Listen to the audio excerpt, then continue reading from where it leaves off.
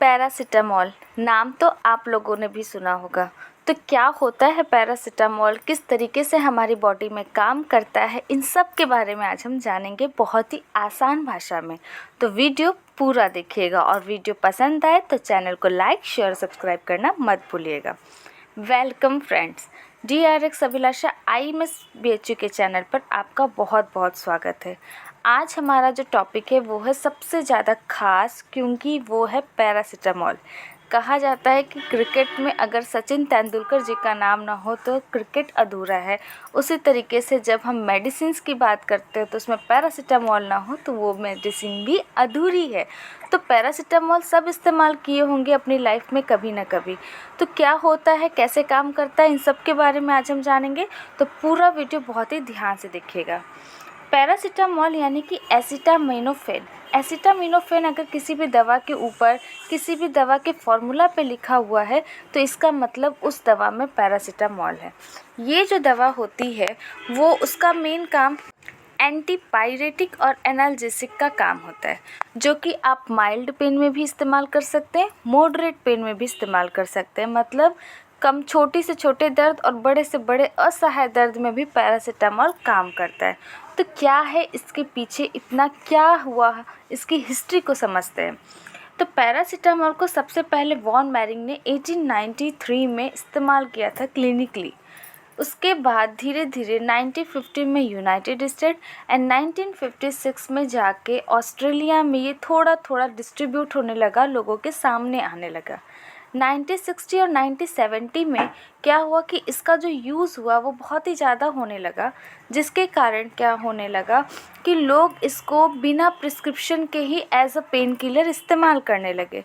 जब वो बिना प्रिस्क्रिप्शन के करने लगे तो उनको ये नहीं पता चला कि उनको कितना डोज लेना चाहिए, क्योंकि जब हमें डॉक्टर दवा देते हैं तो वो हमारी बीमारी के हिसाब से, हमारे वज़न के हिसाब से, हमारी उम्र के हिसाब से देते हैं।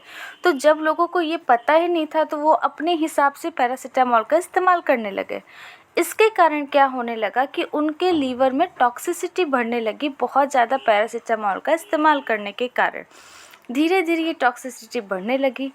फॉर्चुनेटली हुआ क्या कि उसी समय एन एसिटिलएस्टाइन जो है वो प्रिवेंट करने लगा लीवर टॉक्सिसिटी के लिए, जिसके कारण इसका जो डिस्कवर हो गया एन एसिटिलएस्टाइन का, वो बहुत ही ज़्यादा सुरक्षित करने लगा पैरासिटामॉल की यूज़ को। टर्निंग पॉइंट कब आता है, जब 1980 में जब ये एस्प्रिन जो है वो लिंक हो गया रियाइन सिंड्रोम से, जिसके कारण क्या होने लगा कि जो पैरासिटामॉल था वो एनाल्जेसिक और एंटीपायरेटिक भी होने लगा। किसके लिए भी? चिल्ड्रंस के लिए भी। मतलब बच्चे भी इसको अच्छे से आसानी से यूज़ कर सकते हैं as a analgesic and as a antipyretic. मतलब जो पीडियाट्रिक थे, जो बच्चों के डॉक्टर थे, वो आसानी से इसको इस्तेमाल करने लगे। अभी के टाइम में ऐसा हो गया है कि पैरासिटामॉल सबसे ज़्यादा, या कह सकते हैं फर्स्ट चॉइस हो गया है किसी भी दर्द को ख़त्म करने के लिए।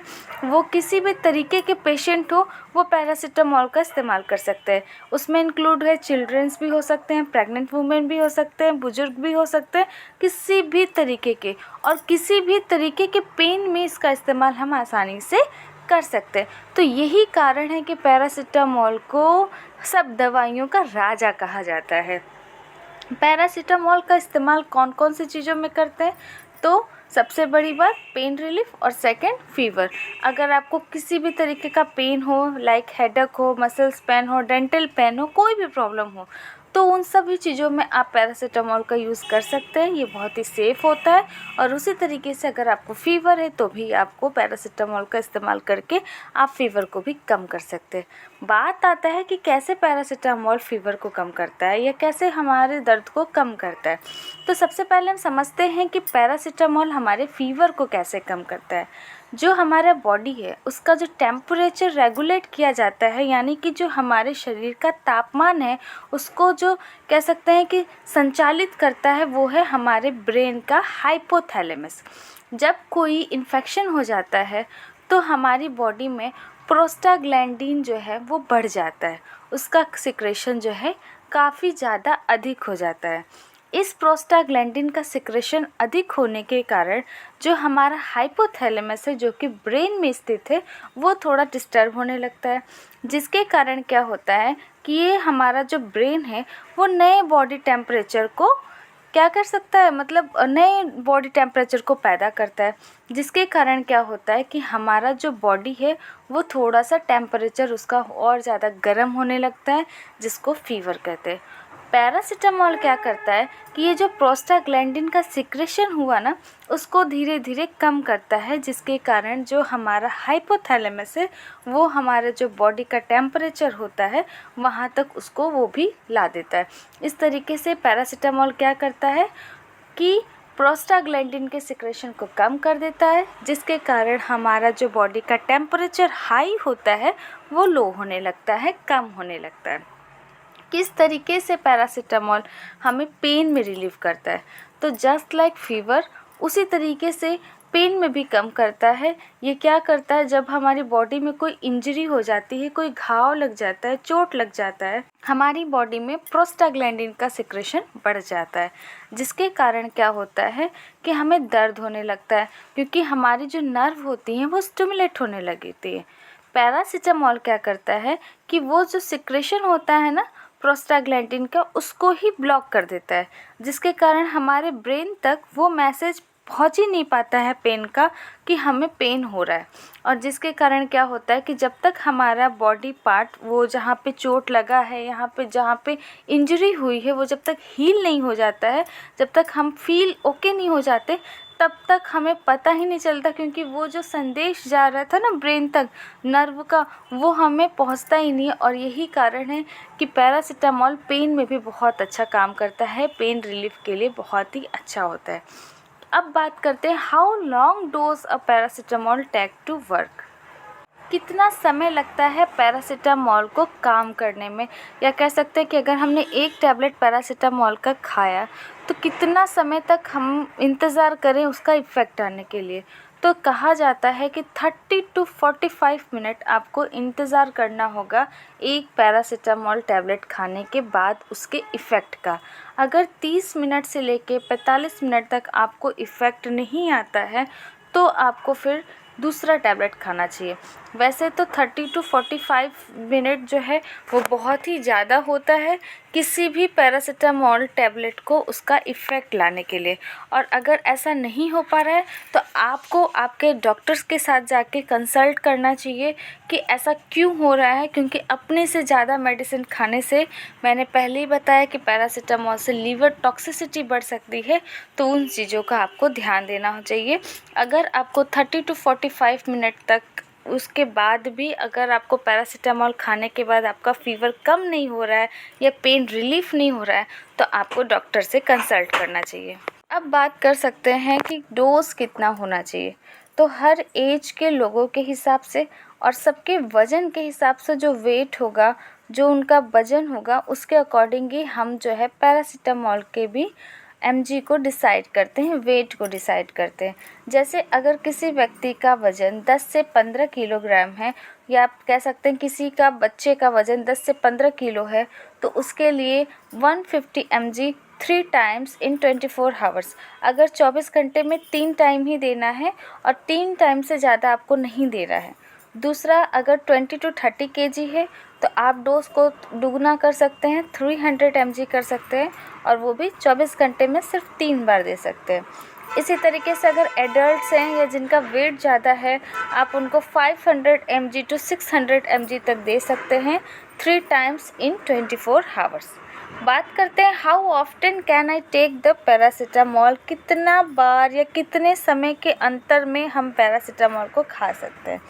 तो सबसे बड़ी बात मैंने पहले ही बताया कि आपको एक दिन में 3 पैरासीटामॉल से ज़्यादा नहीं खाना है।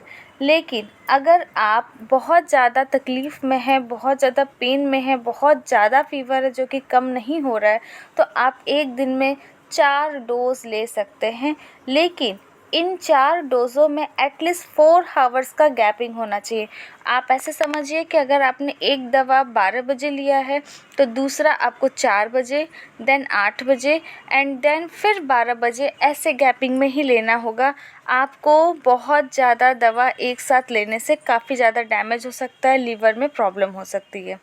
क्या क्या साइड इफ़ेक्ट्स हो सकते हैं पैरासिटामॉल का? नौजिया हो सकता है, वॉमिटिंग हो सकता है, स्लीपिंगनेस प्रॉब्लम हो सकती है, हेडेक हो सकता है, कॉन्स्टिपेशन हो सकता है, ईचिंग हो सकती है। ये सारे नॉर्मली साइड इफ़ेक्ट्स होते हैं पैरासिटामॉल का बहुत ज़्यादा यूज़ करने पर। क्या क्या एक्सपर्ट एडवाइस करते हैं पैरासिटामॉल को? तो कहा जाता है कि पैरासिटामॉल खाना खाने के बाद ही या मिल्क पीने के बाद ही लेना चाहिए। खाली पेट पैरासिटामॉल को नहीं लेना चाहिए। इससे क्या होता है कि हमारा स्टमक में प्रॉब्लम हो सकती है अगर हम खाली पेट लेते हैं।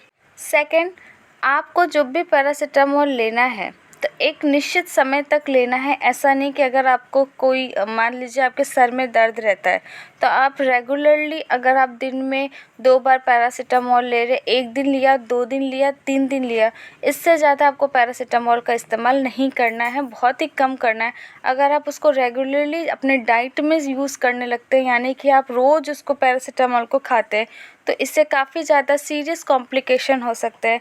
जैसे आपको स्टमक ब्लीडिंग हो सकती है, किडनी में प्रॉब्लम हो सकती है, लीवर डैमेज हो सकता है। इस तरीके से बहुत सारे प्रॉब्लम हो सकती है। यानी कि पैरासिटामॉल को लेना है लेकिन एक निश्चित दायरे तक लेना है, बहुत ज़्यादा इसका इस्तेमाल नहीं करना है। तीसरा पॉइंट ये बताया जाता है कि अगर आपने पैरासिटामॉल का इस्तेमाल किया है या पैरासिटामॉल को खाया है तो 2 घंटे तक आपको कोई दूसरा एंटासिड्स का यूज़ नहीं करना है। अगर आप एंटासिड का यूज़ करते हैं तो ये आपके लिए प्रॉब्लम हो सकती है। नेक्स्ट पॉइंट, आप अगर पैरासिटामॉल का इस्तेमाल कर रहे हैं तो आपको अल्कोहल उस टाइम नहीं लेना है, यानी कि शराब नहीं पीना। मतलब पैरासिटामॉल खाने के बाद आपको अल्कोहल का सेवन नहीं करना है। अगर आप ऐसा करेंगे तो आपको काफ़ी ज़्यादा प्रॉब्लम हो सकता है स्टमक का, जो कि बहुत ही ज़्यादा बाद में जाके दिक्कत करेगा। तो इस तरीके से अगर आप पैरासिटामॉल का इस्तेमाल कर रहे हैं तो उस वक्त आपको अल्कोहल का इस्तेमाल नहीं करना है। नेक्स्ट, आपको ये समझना होगा कि अगर आपको लीवर से रिलेटेड कोई प्रॉब्लम है तो आपको पैरासिटामॉल का इस्तेमाल कितना करना है, कैसे करना है, इसके लिए आपको पहले से ही डॉक्टर से कंसल्ट करके रखना है।